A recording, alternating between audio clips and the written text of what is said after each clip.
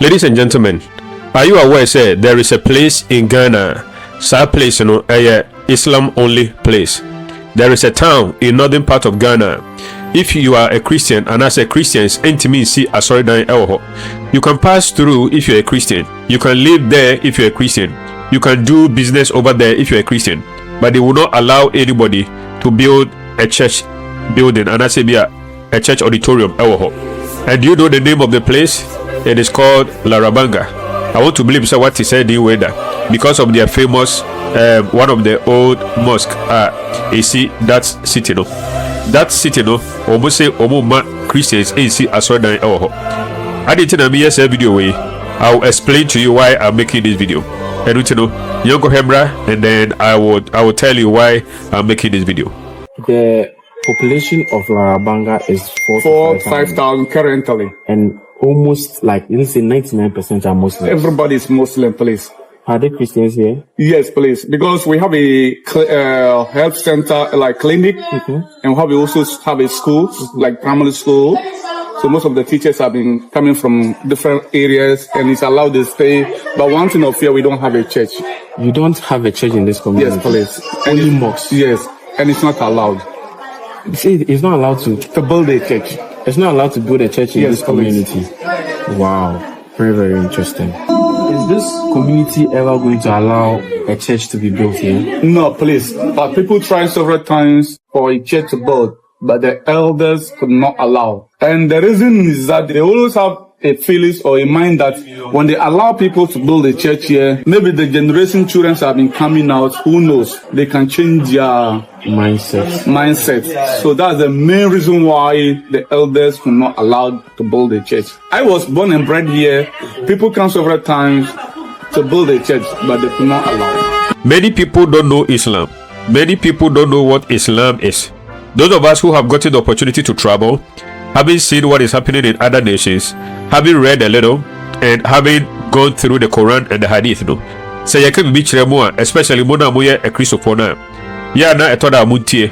So no, because some of you are busy to even read your Bible. Most of you Christians, you don't even read your Bible. How can you read the Quran, let alone the Hadith? Until some of us na yakai Quran no da, na yakai Hadith no da, na yatie omu imams and omu sheikhs no. Say you can be saying na. Don't easily discredit the ayekano. Take it in good faith that if possible, so go and do your own research.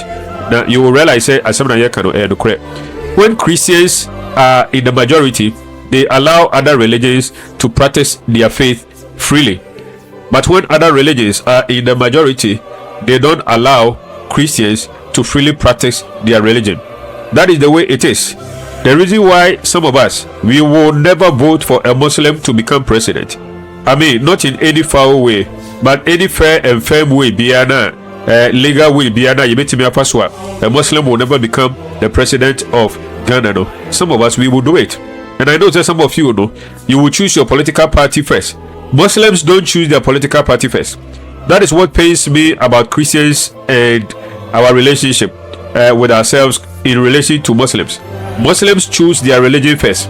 Unfortunately, Christians, they choose their political party, they choose their tribe or whatever first. That is not how it's supposed to be. As a Christian, what you choose first is Jesus Christ. What you choose first is the Bible. When Muslims are in the majority, they don't allow Christians to freely worship. They don't allow Christians. Go to Saudi Arabia. Okay, there are certain Muslim countries. There is a limited number of buildings you can build. There's a limited number of church buildings you can build. You cannot build beyond a certain number. Okay? Like Asori Dudu Albit Mesino. Asori Dudu Albit Mesino. In those nations, are limited. Okay, Google it. You will find it out. Most of these Muslim countries. The reason here, those of us who are Christians, we want to send some of these information. Like we are trying to blow the alarm and to tell you people say, this is who they are. People will say, oh, Ghanaian Muslims are different. They are not different. They are not different. It's because the hand of God over Ghana in favor of Christianity is so strong, say, the Muslims can't do anything about it. Area number one. Number two, in terms of sheer statistics, and I say numbers, we are 71%. of Ghana's population, we Christians, Muslims are only 20%. Because of that, it is very difficult for them to outcompete us. Number 3, and also they say the prophetic grace over Ghana. Okay, God's grace, the prophetic grace over Ghana is so strong, say. It be Muslims, it to be indecisive, and I say, Omutimi in device, any plot to be a Holy Spirit, and die the day, and find our professional. Okay, so these are some of the things that we all have to be very careful. You see, when people say, oh, Ghanaian Muslims are different, Ghanaian Muslims are peaceful, it is not Ghanaian Muslims that are peaceful. Do you believe that some human beings are born peaceful? It is the environment that has made Ghana peaceful. It is because we are a Christian majority country. A very difficult say. A very, very difficult say. Obia, a fellow Christian, betem to say or the kobo, like a group of people are Obia Christians. A betem to say Obode El Kobobo, another group of people are almost fellow Christians. When Christians don't agree on something, probably there could be some skirmishes here and there. There could be some banter, insult here and there. But Intimate could do that level. They say, Obi be fast can say or the Kochucha Obi, and I say Obi be fight two or the Kobo Obi. Tidebia because northern part of Ghana, Senka Omu Christian majority friends a population our northern part of Ghana. Nega San Tokona, Etimi Kosua, Obi Timichi two, Chisikai, Etimi Kobo Obi, Etimi Kochucha Obi, no, the Kanyari Sebitime Sida. You see, but in the Muslim world, it is possible to happen. Look at what is happening in Islamic nations, Islamic majority countries. We be in Samayana, Yaka, and Echirabo, Tiaka, Muntie, now we are MPPD, NDCD, put Jesus Christ first. Think about the generation coming. Say, Yan so ye freedom no and I say, liberty and Yamede Amaye, our my Ganimono. Say, Yan so we, that's a Shiria. Oh, okay, a better than Timashiri, Yakotuaba, Emma, and Cramofo. Now, Omu Beja 2 be no Beja upper hand, our Yesua. The whole who the true colors of Muslims, and I say the true colors of Islam. Look at what they are doing to Wesley girls. Look at what they are doing to Wesley girls. This is a Christian institution. Now, Okrabodi Abaye Biakoha, or say, already she wants to like impose Islam. Okay, she wants to impose her religion on the school. Look at it. Muslims are just 20%. Christians are 71%, and yet the 20% want to impose their religion on us. Imagine such a Christians and then 20% and a Kremofo 71%. Who is a Kadian Academy? Oh my God, a word to the wise is enough. If today is your first time at my channel, kindly subscribe to my channel, like my video, drop your comment. Let me show me be free home. I hope so, Baye. I want to thank you in advance. Thank you. Bye.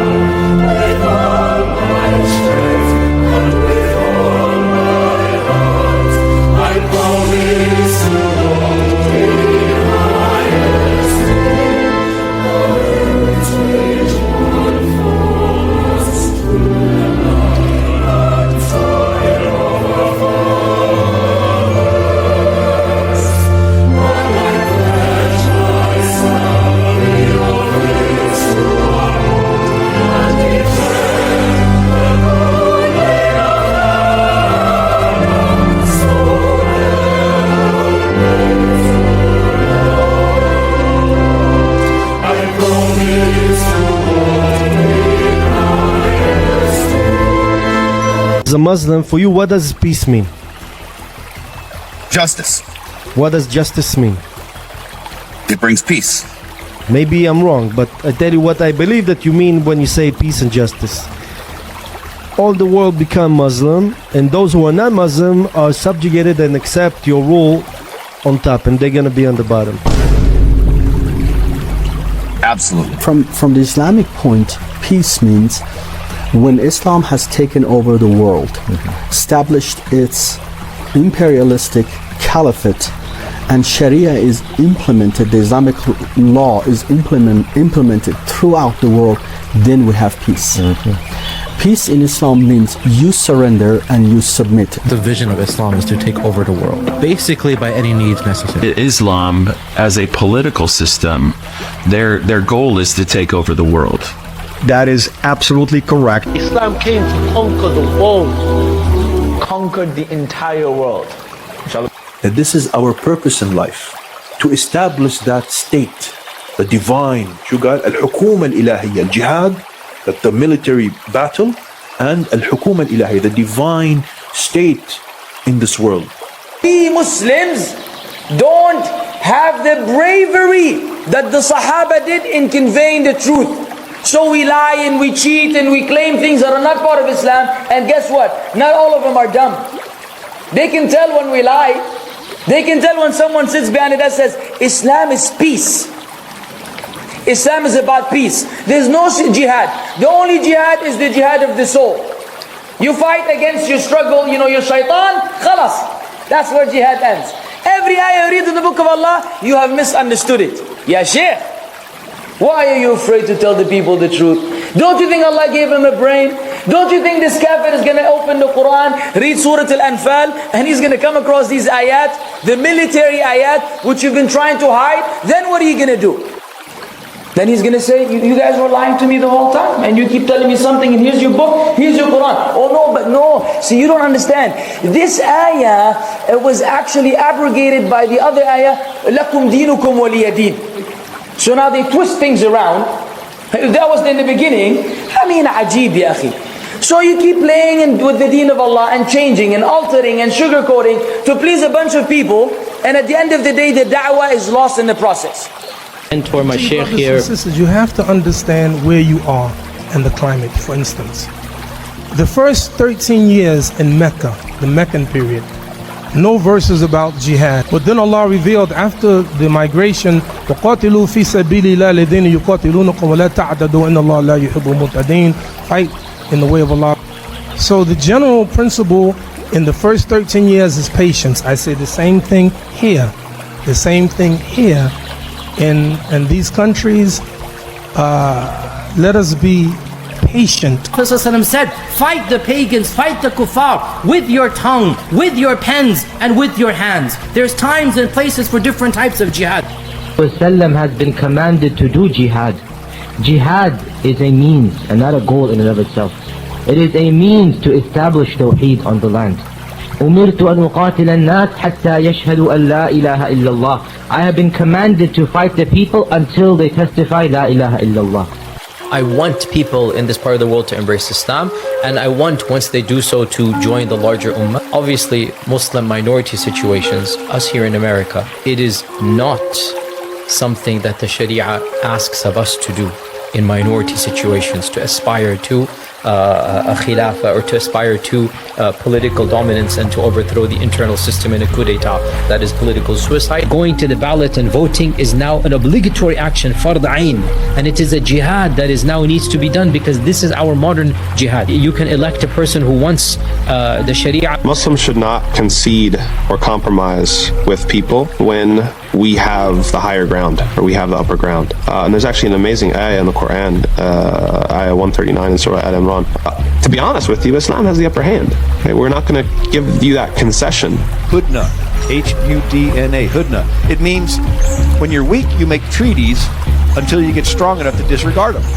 Need to know the United States as an economy, as a superpower, is falling down. But this is the time now, they're weak. It's the time now to go and do jihad and call them to accept Islam and implement Islam on them. There's opportunity to expand the rule of Islam, then that can happen, and it doesn't involve just massacring people. It involves establishing the Sharia, and people become Ahlul Dhimma, basically the protected people who have to pay, the jizya, have to pay a certain tax, but they're protected and they're under the control of the Sharia. And I already addressed that there's not exactly equal rights, because there's an incentive for people to become Muslim. They're not eradicated, but this Islamic society provides incentives so that people can accept Islam and be Jews, Christians, as well as polytheists. They will be in the hellfire forever. Why? Because they are the sharrul bariyah. They are the worst of the creation. There's no room whatsoever to allow non-Muslims to believe we are okay with them. Christians are pagans, like Abu Lahab and Abu Jahl. It's not a nice word to be called a pagan. They think they're believers, but they're not believers. Our wala, allegiance, is for the Muslims, and our bara, being free, is from the non-Muslims. I, Abu Usama Dahibi, say to you, I don't pledge my allegiance to any African flag. I don't pledge my allegiance to any non-Muslim. I don't pledge my allegiance to my African American people who are non-Muslims. I pledge my allegiance to Allah Azza wa Jalla. My allegiance is to the Nabi of Islam, sallallahu alaihi wasallam. If non-Muslims are walking down the street and you're on the same side as them, then make them go to the part of the street that's difficult, showing the izzah of Islam. The hadith says, showing the izzah of the Muslim, when you have power, you do that. Non-Muslims, disbelievers, we enslave them. Oh, this is against human rights. This is human rights. How? He is a slave. He's like an animal being sold and bought and not having rights. Yes, but this is for his sake. I am amazed of people being dragged to paradise in chains. Who would be dragged in paradise in chains? Everybody goes to paradise willingly. The Prophet is giving us a metaphor. They were enslaved, so they were in chains. And these chains made them accept Islam and hence enter paradise as if they were dragged into it. Islam came to dominate the world, not one place of the world. See this globe here? I like to make this not a joke, but just a reference. Like, Islam is supposed to cover all of this. All of this is supposed to be under Sharia, right? We never allow the disbelievers to have any authority over the believers. Impossible. That's not something that belongs to them. So if they have authority in their hands, we will take it from them. How? Simple, brother. We conquer America, we conquer Britain, we conquer Belgium, we conquer the West, and we take this technology for ourselves. Simple. Fight them until there is no shirk. Allah Jalla wa Ala does not want to see shirk superior on any country, on any system. When societies on earth should be bound by the law of the Creator, and nobody, no human should have the right to make any legislation. Every millimeter of Palestine must be governed by the Sharia of Allah subhanahu wa ta'ala. It must be governed by no other than the infallible laws of Allah subhanahu wa ta'ala. The ummah of leading and authority and the kuffar under us. That's what's called the ummah of Muhammad sallallahu alaihi wasallam. We are not an ummah came to be underneath the thumb of the kuffar. Impossible. Allah subhanahu wa ta'ala says, هو الذي أرسل رسوله بالهدى ودين الحق ليظهره على الدين كله ولو كره المشركون. He said he is the one who sent the messenger with the guidance and the deen of truth in order to dominate with that deen over all other adyan, over all other religions, all other ways of life, all other kuffar. Even though the kuffar hate it, yes, they hate it. Even though the Jews hate it, the Christians hate it, the atheists hate it, secularists hate it. Allah said, don't ally with the Jews and the Christians. And of course, perhaps we can of course also say that don't ally with all the non-Muslims, not just the Jews and the Christians. Any non-Muslim, don't ally with them. In Arabic, we call it wala wa bara.